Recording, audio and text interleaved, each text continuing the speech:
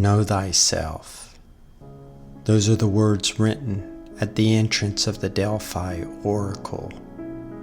This inscription begs the question to those who make the trek. Who are you? The most difficult question of all for the modern man. So how are we to find our true nature, our destiny? Can they be attained from our dreams or the stories of the past? These are the questions we ponder on this podcast.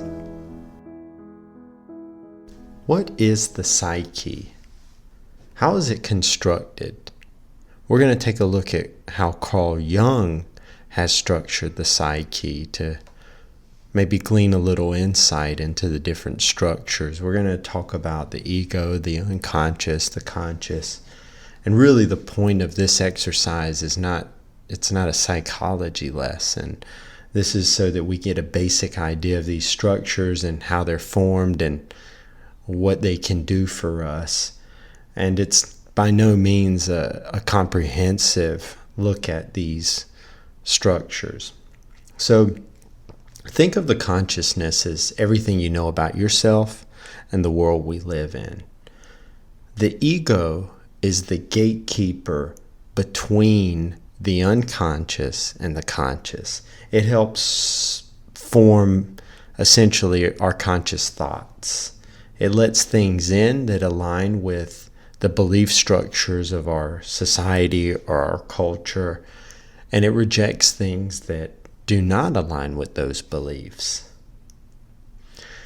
What eventually happens is the ego sort of forms an idea of who we are, and Carl Jung called this our persona. And we could have multiple personas, right? A professional can have a persona, someone who wants to go against the grain can have another persona, right? But the persona is who you think you are and what your role is in the world. This is shaped again and really structured by the ego, and it reinforces these thoughts about ourselves. So you can think of the ego as almost like a protector. Its main goal is to keep you safe and in line. It's like the parent of the psyche, if you will. And one of its biggest threats is the unconscious. The unconscious is like that place that your parents told you to never go when you were young because it was dangerous. Don't ever cross those, that path there. It's full of your personal traumas as well as, this ancient and collective inherited understanding of the world. We talked about this in the first episode. The personal traumas constitute everything from, these physical or mental injuries that occur in your life. So it could be things that are really horrible and horrific, like physical abuse, but it could also be rather simple things. Take for instance that first time as a kid you pulled your pants down and ran around naked outside. That reaction that your parents had when you did that sent this warning to your brain. And what the ego did is it came in and it said, wait a minute, this behavior is undesirable. We should not act this way. And the unconscious, what it did was it hid this memory. Because after all, the unconscious never saw this as something undesirable or bad. It saw it as a very natural thing that a human being does. I mean, what's so bad about being naked? That's how we come into this world. So that there's this war that ensues between these two, the ego and the unconscious, if you will. The collective unconscious, on the other hand, is an ancient, a natural, and even animalistic behavioral construct. It was passed down from our ancestors, and it's shared by every single human on Earth. Not just the ones that live today, but the ones that were here before. Think of it like your heart, your liver, your kidneys. Your ancestors had the same structures, and they functioned very much in the same way. So why can't we believe that there's a part of our psyche that is passed down and it functions exactly like our ancestors' psyche did? It has nothing to do with today's cultural society that we live in. In fact, you can make the argument that it's contrarian to these things. If a human being had no consciousness, but rather was 100% unconscious, which can actually happen in certain mental illnesses, they would behave like the earliest humans that were here.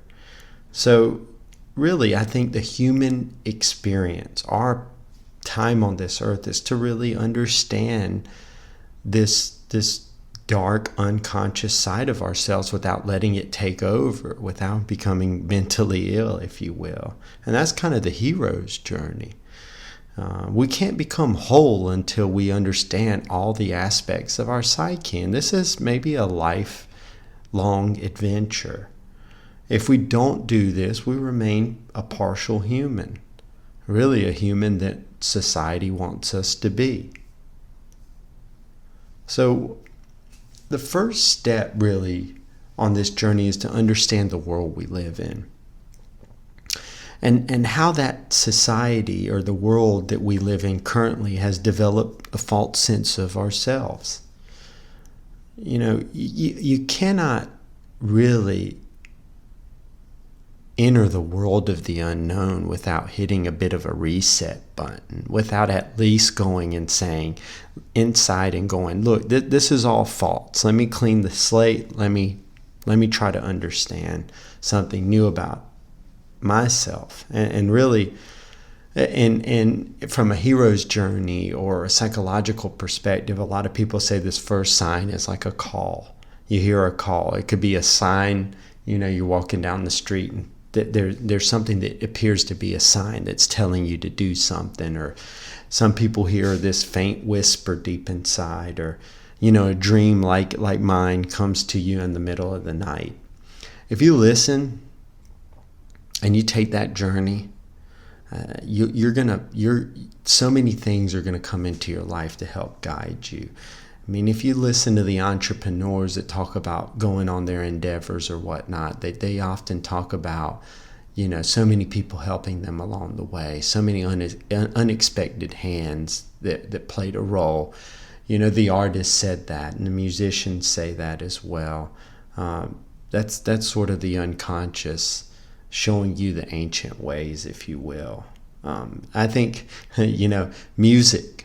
We listen to songs and we think we understand them, or at least they speak to us, but we have no idea what they're talking about. I believe that's really that these songs are speaking to the unconscious, and this connection. Now you're feeling it deep inside of yourself. That's been something that we've lost, and so I think a song is a good song to kick off is the song Africa by Toto.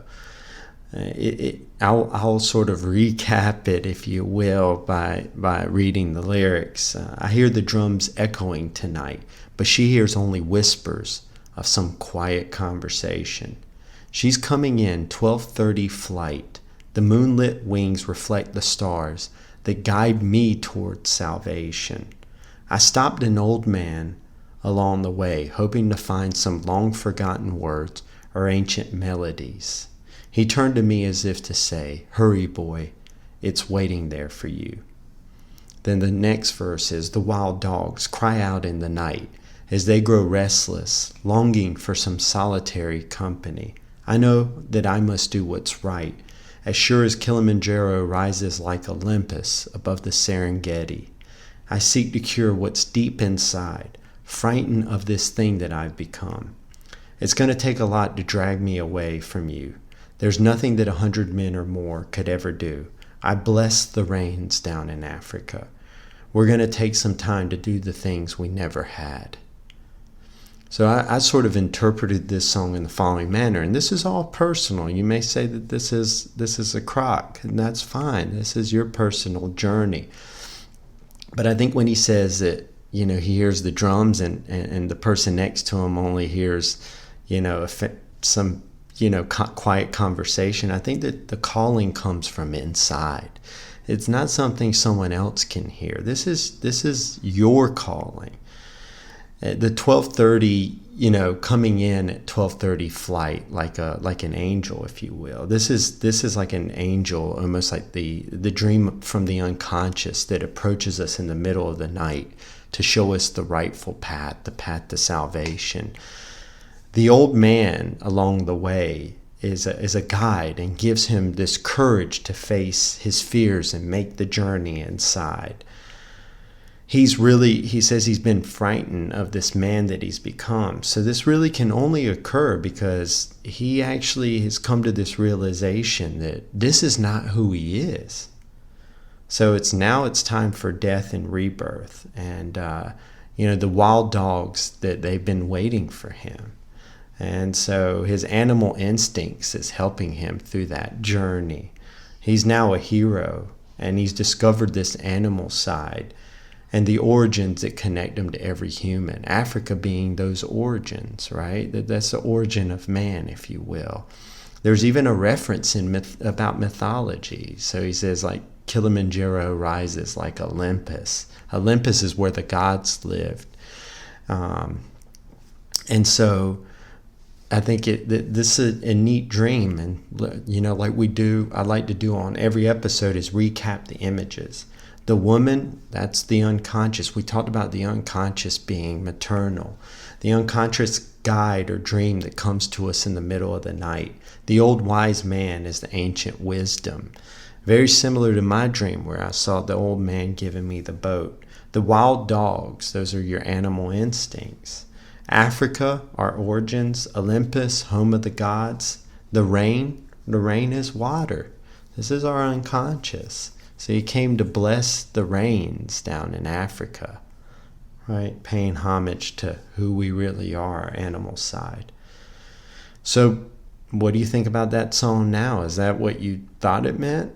Or maybe that changes what you thought it meant? Maybe you don't even know this song, right? But we're going to go through songs from different eras and talk about them. So hopefully we encapsulate a song that everybody knows well.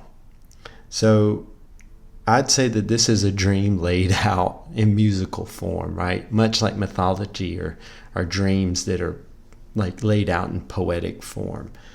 They say that all the greats were able to tap into this world and put it on display for us.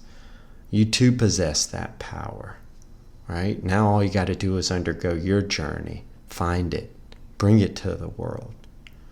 All right, so next week we continue on the journey and experience the personal unconscious, the shadow, the beast within. See you next week.